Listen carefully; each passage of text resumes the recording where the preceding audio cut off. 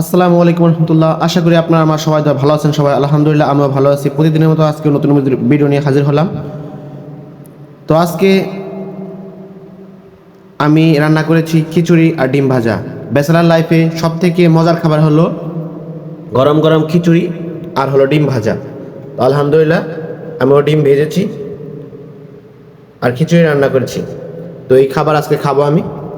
তো যারা যারা খেয়েছেন অবশ্যই কমেন্ট করে জানিয়ে দেবেন ব্যাচেলার লাইফে খিচুড়ি আর ডিম ভাজা কতটা মজা। যেহেতু আমি প্রায় খাই, যখন আমার বেশি থাকে তখন আমি খিচুড়ি রান্না করি আর ডিম ভাজি। আমার অনেক ঠান্ডা লেগেছে, তো তাই ভয়েসটা অন্যরকম হবে অবশ্যই। ভয়েসটা মোটা মোটা হয়ে গেছে, এমনি আমার ভয়েস মোটা, ঠান্ডা লাগার কারণে আরও বেশি মোটা হয়ে গেছে। যাই হোক, যারা যারা খিচুড়ি রান্না করে খেয়েছেন, খিচুড়িতে কী কী দেন অবশ্যই কমেন্ট করে জানিয়ে দেবেন। আমি খিচুড়িতে দেই পাঁচমিশালি মশলা দেই, হলুদ দেই, তেল দেই, কাঁচামরিচ পেঁয়াজ দেই, তারপরে আপনার হলো মুরগির মাংসের যে একটা মশলা আছে ওই মশলাগুলো দেই। যদি আমরা মুরগির মাংস খাই না, কিন্তু মশলা দিলে একটু ফ্লেভার আসে, মজা লাগে আলাদা দেখতে। ঠিক আছে, তো আপনারা দিবেন, দেখবেন অবশ্যই ভালো লাগবে। আর পরিমাপ মতো পানি দিয়ে নেবেন।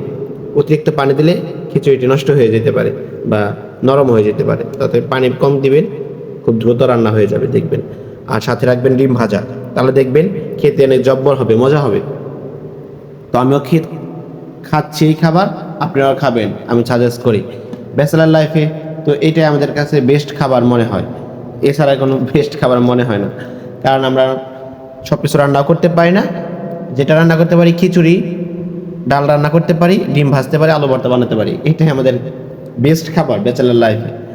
তো আজকের মতো এখানে ভিডিও শেষ করছি। পরবর্তীতে আবার নতুন ভিডিও নিয়ে হাজির হব। তো ভালো থাকেন সবাই, সুস্থ থাকেন।